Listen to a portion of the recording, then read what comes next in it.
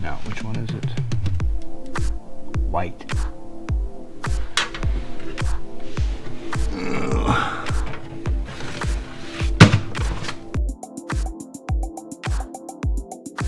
are you serious?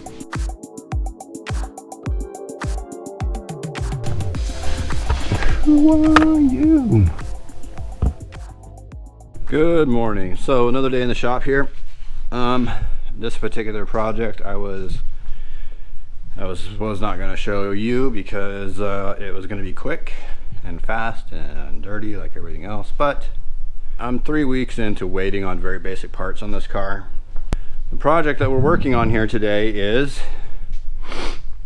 the 71 Beetle, and I figured this would be a good place to, I guess, start talking about like some basic wiring, things like that. A lot of what I do personally, or what I specialize in, is doing like wiring work and things like that.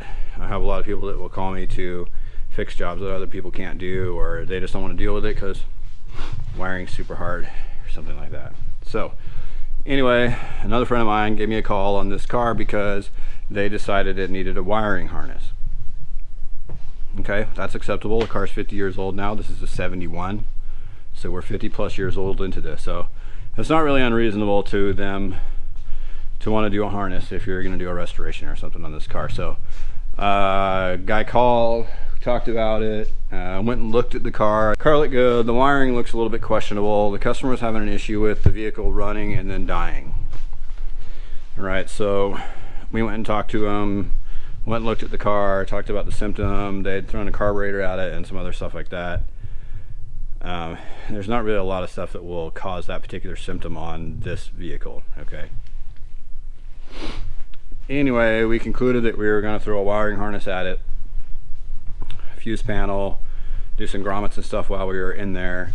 And while it took me like half a day to get the car completely torn down, like I said, I'm 3 weeks into waiting on the return on these parts, so that's super annoying. I kind of started working on this a little bit without you because, like I said, I wasn't going to, I just wasn't going to show it. I was going to tear through it. So what we are going to do is, what we'll talk about here real quick, is basically like these Volkswagens, these early cars are, if you're going to get into working on cars, get into like these super early cars that are super simple wiring, very simple circuits and things like that. All the computerized stuff, it just makes, I don't know, it's just unnecessary. It makes everything a pain in the ass. So if you're going to get into learning cars, a lot of the reason people started on air-cooled VWs is because they're super simple and easy to work on and simple to understand. It will give you a good grasp of concepts going on with the vehicle before you start working on it. So the demo of this is to just basically unplug everything and yard it out. So I did that. Like I said, it took me about a half a day. There's your harness on the floor. The new harness comes in, and we bought this from Mid-America Motor Works. It's a really nice piece. Everything is nice. They coated this, so it's all like factory colors and everything. Anyway, very nice quality. So, well, yeah, what we'll talk about here, basically, there's not really anything super hard about taking this apart, right? You got to take the lights off. You don't necessarily have to get into the dash, but this one had a starter switch issue, so I had to pull that stuff out. So this car had a push button switch in it because figuring out why your starting switch is too hard. But anyway, all that stuff comes out. There's not really anything hard with getting the wiring out until you get back to this part. And I was like, the wiring is behind the firewall, that's why the motor is out. It's probably just easier for you to pull the motor out. That way you can get the like the cardboard firewall stuff needs to come off because you have the wiring that runs behind it. So just pull it all out, get it out of the way. And then what goes on is your main harness installs through this cavity right here. Okay, so that cavity is like running like this out through the interior of the car. And then again, it just comes out through here, right? That's how the harness rolls through the car. Well, what goes on is that area is filled with like a spray foam. There's like some spray foam or something up in there, and that basically like holds the harness down. So what you need to do is when you go to take the harness out, you just kind of want to like dig that foam up out of the way, get it up out of the way, get the harness cleared out of there. and then the whole harness comes out of the back of the car. So you get that all pulled out, and then once that is pulled out, I went ahead and I cleaned more of that foam out just to make it a little bit easier to go back in. But essentially what goes on is you take this harness, and like the directions say, you just want to use some packing tape. So you wrap the end of the harness in packing tape like this, just so you make it nice and like an arrow, and this tape's all nice and slick. And then you just start slowly tucking that in. So you just push it in there, and you shouldn't have to force it. It will just eventually run in. Okay, so basically where I'm at is the main harness is back installed into the car. So that routes into the car this way. Like I said, it routes through the side of the car here, right here. And then it just runs along the bottom of the floor here, back through the fender well, and then back up underneath the dash. Pretty straightforward. Like I said, the biggest thing with this is just take your time when you're going to put that section back in. There's not, like I said, there's not really much I can show you. You just want to take your time and make sure that you aren't crimping or smashing any of these ends. Don't force it. It should just push through, okay? So, that being said, what we're going to do now is I'll show you the rear part of this car, because kind of what I want to do is work on the rear part of the car and just like work my way forward, because I'm still waiting on that fuse panel to get here. It should hopefully be here this afternoon at some point in time, and then we can button it up and get this thing out of here. So if you're doing one of these projects, what you should do is, this car luckily did not have the deck lid on already, so this could have been done in a manner where if you had a deck lid car, pull the deck lid off, you can take the shroud out the top and get out of the way, and then you can just leave the long block down in the car, and you should be able to work around it that way. I was just kind of having a hard time getting that shroud out, and I didn't want to break it, so it takes me like 6 minutes to pull the motor out. It's out of the way. The other thing on this is I had an air-cooled bus for a long time, or not a long time, as a relative back in the day now compared to the shit that I have, but anyway, I had that, and people were always complaining about how lame it is to work on a Volkswagen, and bitching on Volkswagen, this and that, and the other thing. Well, I thought the bus was fine. It really wasn't that big of a bitch to work on. A couple other things were dumb, but then I got a Beetle, and I had to do some work on a Beetle, and after I smashed my head on the hood like 100 times, I realized why people hated a Beetle. Hated working on them. The same thing with the back, the deck lid and all that stuff. So, get the hood off, because all your wiring and shit is right here, so that hood is just like right here, right? So get the hood out of the way. It will save you a shitload of pain. All right, that said, we'll talk about the back of the car here now. These cars are very basic, and I'll talk about this wiring stuff in here and show you kind of like how these very basic switches work. We can look at how this other stuff works. So what goes on in the back of the car here is this is your main harness coming back to the back of the car. This is your alternator. These are your alternator wires, and your oil pressure switch, and this is your key on power. This is what brings power out to this end of the car, okay? These are your tail lights. This is your tail light harness. This is a separate piece, you can see. Same thing on this side, a separate piece. These are the tail lights that run over to that side, just like that. And so where we're at this point is, what's going to go on here is I'm going to run down there and install the backup wiring harness, and to plug it into the front of the transmission nose cone, and then run it back here and plug it into the rest of these lights. Once we get these lights all plugged in, I can put the firewall back in. We put the cardboard firewall stuff back in here and get this all tucked and cleaned up. Then I can put the motor in, and then the back of the car will be basically buttoned up. The new wires end up being slightly different from the old wires, but it's more or less pretty close to the same. This is a pigtail that goes down to the tranny. This is where it plugs into the tranny, and I went ahead and added some heat shrink on these. One of these wires is going to be like a live key on down there, and while it wasn't a problem for 50 years, take 2 seconds to put some heat shrink on there, and that will keep that from getting shorted out underneath the car.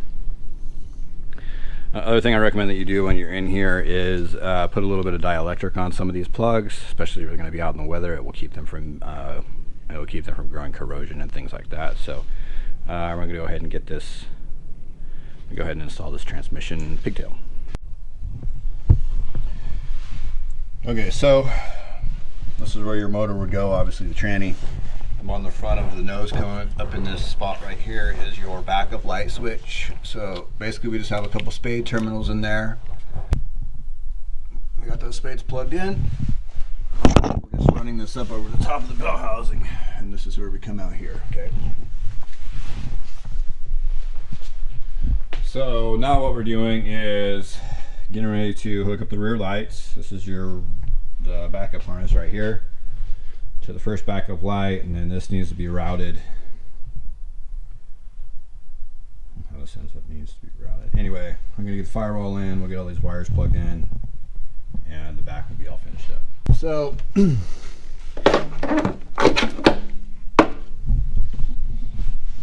of what goes on here is electrical works like in a circle. You start from the battery at positive to your device back to the battery at negative. So you're making like, it's called a circuit for a reason, okay? Very crucial part of this circuit working is having clean grounds, okay? I know you've heard this 100 times, dirty grounds. Dirty grounds, dirty grounds. I should have ran that up through that.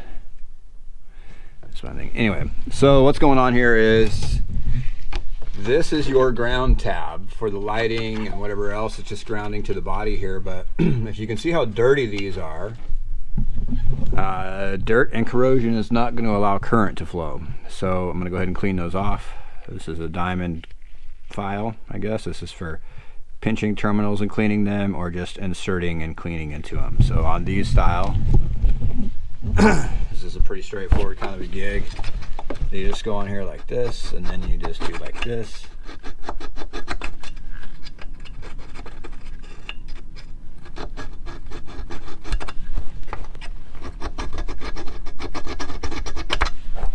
And clean them up. What I'm doing here is, this is essentially the page that I'm working from, right? This is, like I talked about, this is your fuse panel. It's to the back of the car. This is under the seat where it says, these are the taillights where we're working right here. So this is telling you the black red will go to the red on the tail light, black green goes to the black on the tail light, white red will go to the white, the brown is the ground, the blue is the backup. That's what we've got going on here. Like I said, blue is the backup, black to black green, white to white red, red to red black. Okay. Then the ground goes on the tab like we talked about right here. Same thing on this side. They're all hooked up, and then we got the ground on the ground tab right there. At this point, I'm basically ready to put the firewall in and tuck these wires away, and then we can get the motor in. I'm going to have to put a little hole in the firewall to bring these through. But aside from that, that's where I'm at here. Is all the lights are plugged in and ready to go. And I'm going to start putting this little firewall piece back in here. And you can see this rear piece just punches over these tabs, and then they will fold down. These rear corners have to go in here first, so I'll put the corners in, get it all tucked away, then we'll put the back piece in it, and we get the motor in there.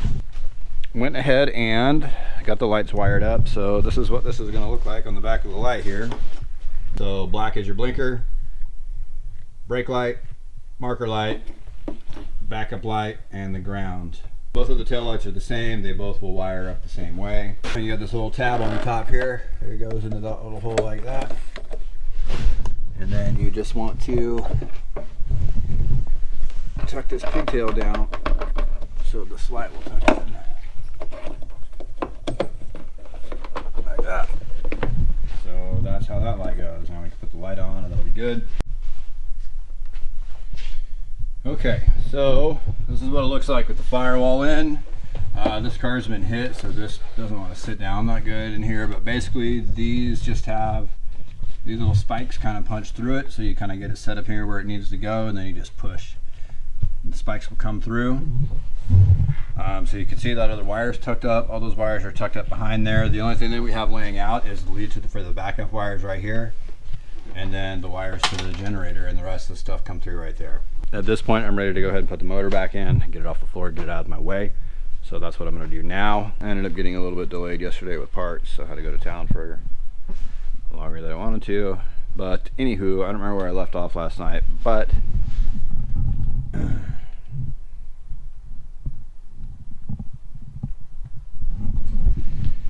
so at this point the rear of the car is wired up and ready to go.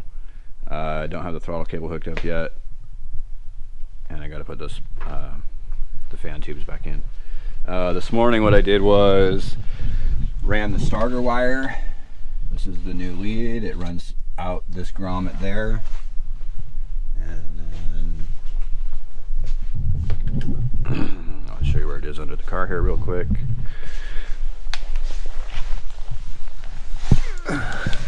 So you can see right up there is where that comes out, and then it just runs across the top over to the starter solenoid. So what I'm going to do now is work basically on the front half of the car. I'm going to get all the lighting wiring all kind of hooked up, and the markers and headlights, and get that stuff out of my way. Because the fuse panel did show up yesterday. The fuse panel did actually show up, so I will be able to get that dealt with. But like I said, I just want to get work through some of this easy wiring here real quick and get some of these pigtails out of my way. Because basically, yeah, I guess we'll do the front. I need to get back here and do the key switch and the dome light stuff. That's pretty much where I'm at for the interior, but I figured I'll just go ahead and push through this marker stuff here real quick. Kind of what I wanted to do with this was, because it's so old, a lot of the rubber is obviously like has just rotted. So this is what the front marker thing looks like. It's in pieces. This is what it's supposed to look like. So that runs down in here, and then this is the old stub, but it stubs through right there, and then you hook back into your light stuff there. So I'm gonna go ahead and get this light all fitted up and get that one ready to go back in. Same with the other side, and the headlight stuff, and then I'm gonna start working on the ignition switch. So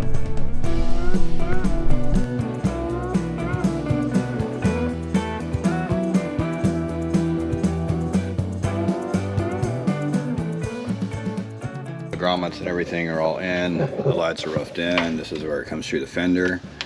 This is where it hooks into the new harness. These pieces all hook together like this, and then you've got your ground screw right here. And what we're going to do now is go ahead and get the headlights wired. And this is the harness, or the plug-in that we're looking at. So we're just going to wire the plugs up like this. Right there. Wire just needs to run through the hole, and then we'll be good to go.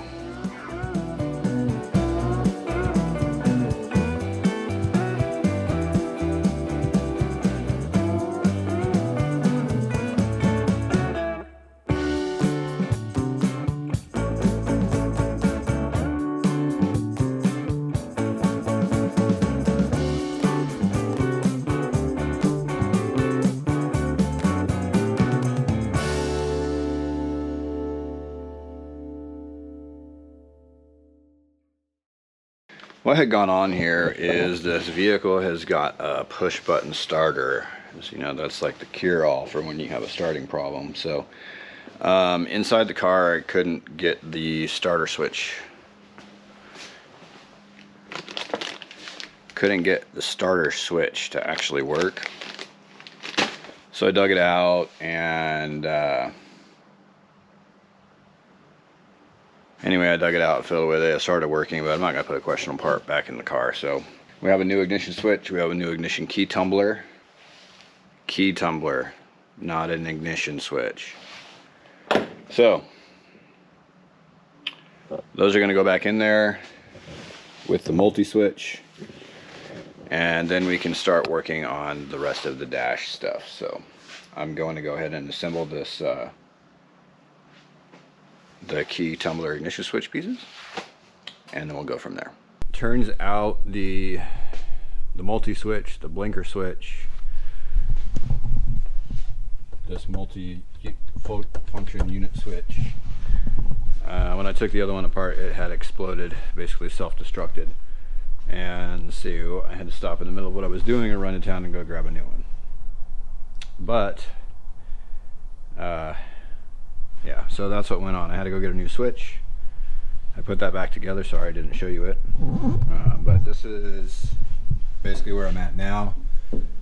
Fuse panel is installed and I had started wiring it up. And basically, like a quick explanation of what's going on here is these are your parking lights. This is going to the front. These two lower wires are going to the rear. And then low beams and high beams respectively. I don't really know which one offhand. So this is your multi-switch and the ignition switch coming through there. All the wires that are already terminated are the ignition switch, and the multifunction is not terminated yet. I'll have to go through and do that.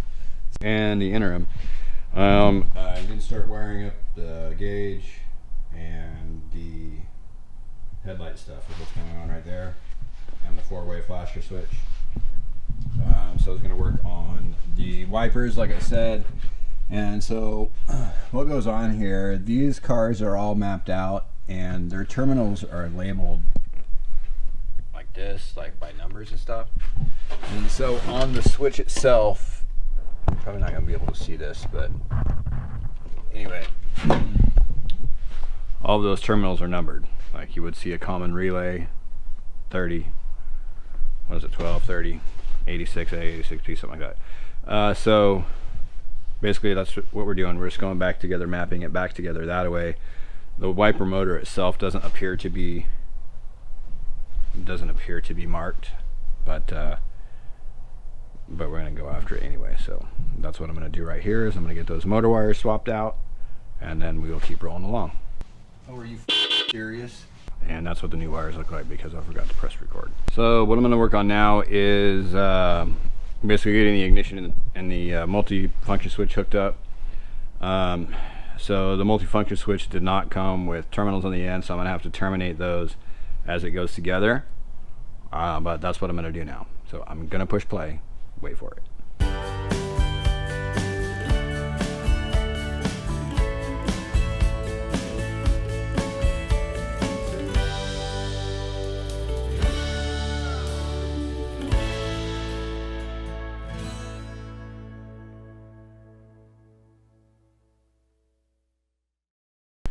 Yesterday I ended up basically buttoning this all up, I think for the most part, and then I came to a point where I didn't have enough fuses. And anyway, today what I'm going to do is finish this job, put some of these special fuses back in this bad boy, and get it out of my life.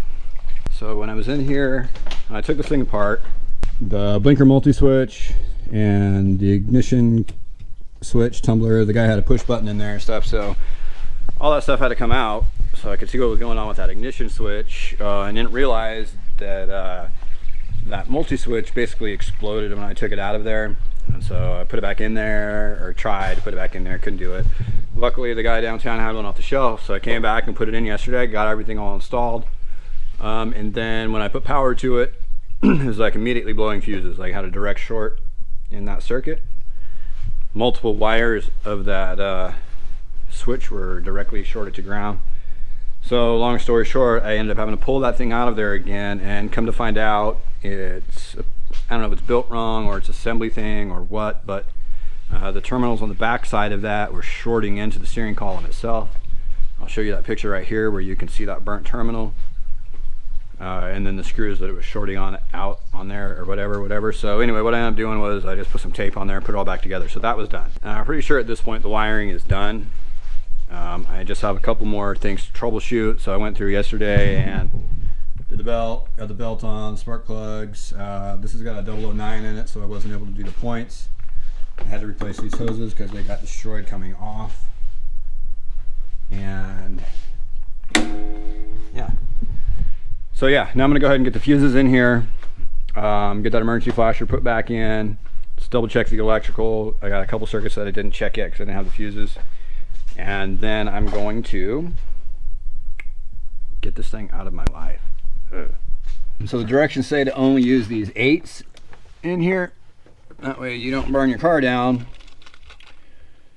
I always thought these little fuses were unique to the Volkswagen, but apparently they are. Apparently they're Euro trash as well, so.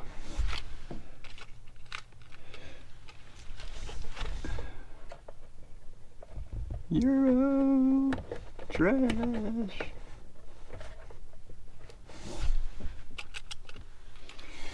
And really, I think if I were to build a car like this, an old Volkswagen, I would probably just build my own harness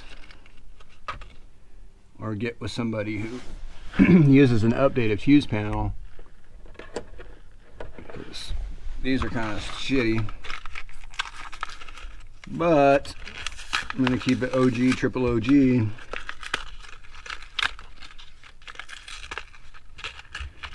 This car is for an older gentleman,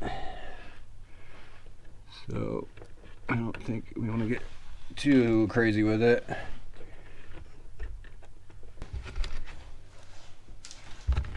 I don't know who you are.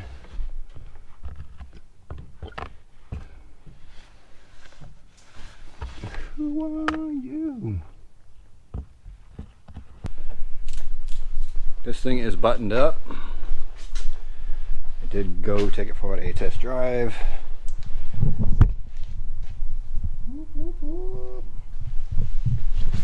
And so, took it back together. I did end up putting this sweet chrome brake deal in there. So our fuse panel looks like all installed.